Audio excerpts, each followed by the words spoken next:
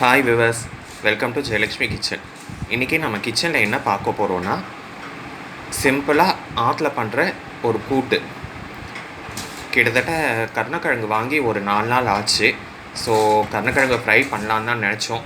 சரி, ஃப்ரை ரெகுலராக பண்ணுறோமே, சரி கூட்டு டிஃப்ரெண்ட்டாக பண்ணி பார்ப்போமேன்ட்டு பண்ணோம். அதை உங்களோட ஷேர் பண்ணுறேன். இப்போது இது எப்படி பண்ணுறதுன்றதை பார்க்கலாம். இதுக்கு என்னென்ன தேவைன்னு பார்க்கலாம் வாங்கும். இன்றைக்கி இந்த கருணக்கிழங்கு கூட்டு வந்து நான் வறுத்து அரைச்சி விட்டு தான் பண்ணியிருக்கோம். இதுக்கு முதல்ல எப்படின்னாக்க, ஒரு கப்பு துவரம்பருப்பு ஒரு அரை மணி நேரம் ஊற வச்சுட்டு அதை நல்லா வேக வச்சு ஒரு 3 விசில் நான் விட்டு வேக வச்சேன்.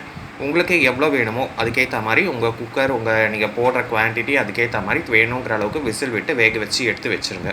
கருணக்கிழங்கு விட்டு துளியுண்டு புளிஜலம் மட்டும் விட்டு கொதிக்க விடுங்க, மஞ்சப்பொடி போட்டு. புளிஜலம் எதுக்கு விடுறதுனாக்கா, இந்த கருணக்கிழங்குனாலே தொண்டையெல்லாம் அரிக்கும். அதனால் அந்த அரிப்பை போக்குறதுக்காக புளிஜலம் விட்டு கொதிக்க வைப்பாங்க. புளிஜலம் விட்டு கொதிக்க வச்சுட்டு உங்களுக்கு அந்த புளி தண்ணியை வடிகட்டுறதுனாலும் வடிகட்டிக்கோங்க, இல்லை அதிலேயே நீங்கள் பண்ணுறதா இருந்தாலும் பண்ணிக்கலாம். நான் வந்து இன்றைக்கி வடிகட்டிட்டு அந்த வேக வச்ச கிழங்குல துளியுண்டு தண்ணியை விட்டு உப்பையும் போட்டுட்டேன்.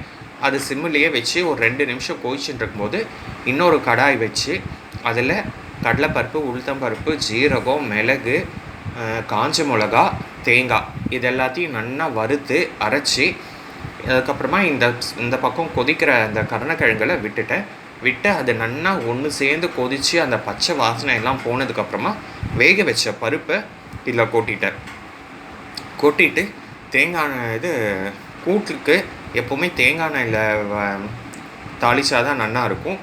நம்ம ஏற்கனவே இதுலேயே கடுகு, உளுத்தம்பருப்பு, கடலைப்பருப்பு எல்லாம் போட்டதுனால நான் இன்றைக்கி வெறும் தேங்காய் எண்ணெய் விட்டு கடுகு, ஜீரகம் மாத்திரம் தான் தாளித்தேன். கருவேப்பிலை தாளிச்சிக்கோங்க. இன்றைக்கி என்கிட்ட கருவேப்பிலை கொத்தமல்லி இல்லை, அதனால் நான் போடல. உங்கள்கிட்ட கருவேப்பிலை கொத்தமல்லி இருந்தால் கருவேப்பிலை கொத்தமல்லி தாளிச்சு போட்டுருங்க ஃபைனலாக இறக்கும்போது. இவ்வளோ தான். இதுக்கு தொட்டுக்கிறதுக்கு சிம்பிளாக இதுக்குன்னு தனியாக காய் பண்ணணும்னு கிடையாது. ஆற்றுல இருக்க வடம், வத்தல், சிப்ஸு, ஊறுகாய் அப்படி இல்லையா, உங்களுக்கு இதெல்லாம் எதுவும் செட் ஆகலையா, ஆற்றுல வெங்காயம் இருந்ததுன்னா அழகாக நீங்கள் வெங்காய துவையல் பண்ணிக்கலாம், தேங்காய் துவையல் பண்ணிக்கலாம், கருவேப்பிலை துவையல் பண்ணிக்கலாம். இப்படி டிஃப்ரெண்ட் டைப் ஆஃப் பண்ணிக்கலாம். டெய்லி சாம்பார், ரசம், கறின்னு பண்ணுறதுக்கு ஒரு நாள் இப்படி வித்தியாசமாக செஞ்சு பாருங்கள். செஞ்சு பார்த்துட்டு எப்படி இருக்குன்றதை உங்கள் வேல்யூபிள் கமெண்ட்ஸை எனக்கு சொல்லுங்கள். தேங்க்யூ.